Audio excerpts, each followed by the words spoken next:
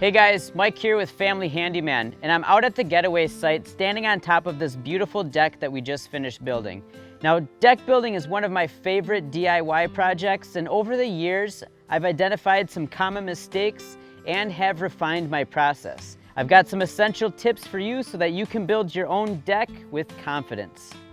So when planning a deck, I start by drawing the shape and proportion of the deck, as well as the orientation of the decking. Now, deck planning involves many details, and even after building many decks, I still have to refer to the Design for Code Acceptance Deck Construction Guide, or DCA6, just to double check myself. The first major part of the deck building process is to dig footings. Now, this is the most nerve-wracking part of building a deck. The footing placement needs to be spot on to keep beam and joist spans to my plan. To help execute my plan accurately, I strung mason's line between batter boards to get my footings parallel to the house. The getaway deck needed 12 footings at least 48 inches deep, so we rented a track loader with an auger attachment to dig these holes.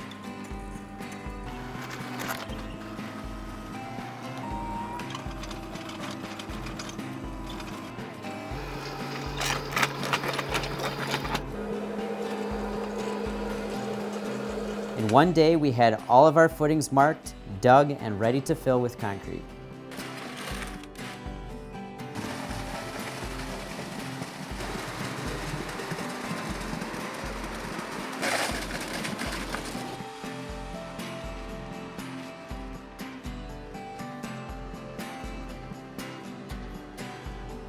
The beams were laminated together from 2x lumber with glue and then nailed from both sides. As I nailed them, I used clamps to coax the board's tops and bottoms flush with one another. It's important that any seams need to be staggered and are supported by a post. The one component of a deck that gets messed up most often is the post to beam connection. Often, the beam is slapped on the side of the post and they are bolted together. This is not good enough. The post, not the bolt, needs to bear the weight of the beam. Instead, I made a notch in the post to support the beam. Then I used one of these easy-to-use screw bolts that are specifically made for this connection. The ledger board is the most vulnerable part of the deck. It needs to be flashed correctly to keep water away. Before I attached the ledger, I rolled out a strip of ice and water shield onto the sheathing. The critical connection at the ledger board is made with specific fasteners and fastener spacing.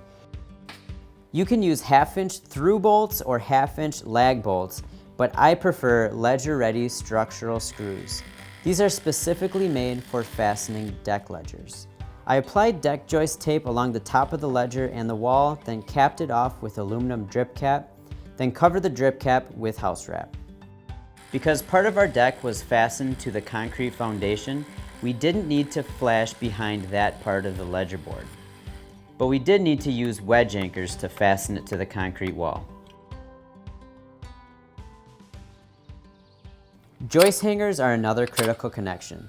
I'm using 2x12 joists, so I need 2x12 hangers.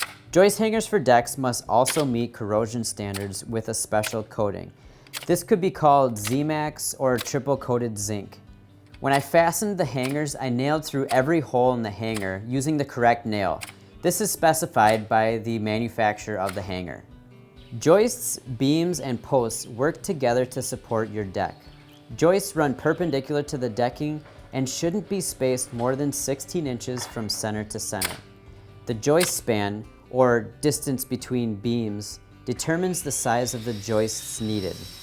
The size of the beam determines how you space the footings and support posts. For these joist spans and beam spans, check the DCA6. After the joists were installed, I installed a rim joist to keep the joists upright and to keep their spacing consistent.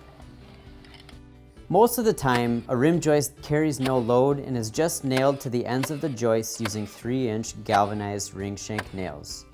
With our deck, however, I had to double up the rim joists so I could support the landing I was going to attach later on.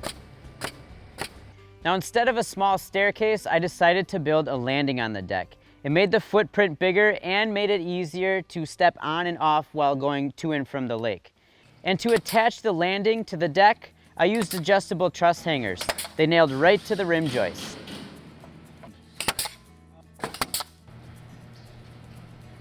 For the decking, I chose Decorator's Tropics line of decking. It's a wood plastic composite which will last forever. It's maintenance free, and this dark color looks like high-end exotic wood. So you've got your solid edge board here for the pattern boards, your grooved edge so you can use your hidden fasteners, and you've got your fascia board, and everything matches. To install the decking, I started in the middle of the deck using the grooved deck boards. I installed them with hidden fasteners and worked my way out.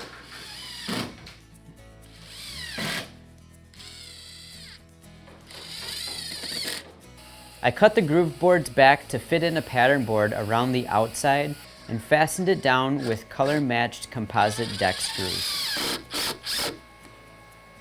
Then I installed the fascia board to cover the framing. I used a special bit to make a countersunk pilot hole and fastened it with fascia screws.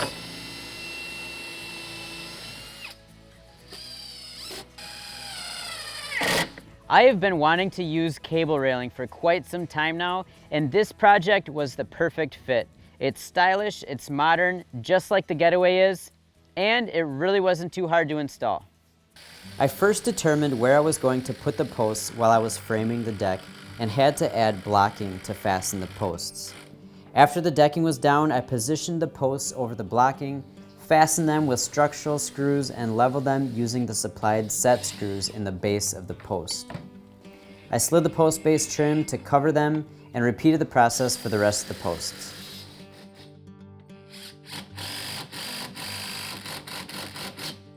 The cable system consists of a stainless steel cable with a threaded bolt at the end.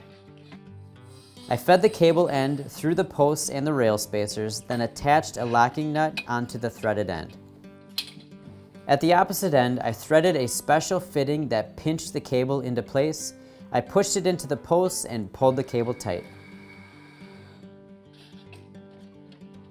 Then, to add tension to the cable, I held the threaded bolt in place with an Allen wrench, and I turned the lock nut until the cable was tight. I cut the cables and bolts that were sticking out and finished it off with the decorative caps.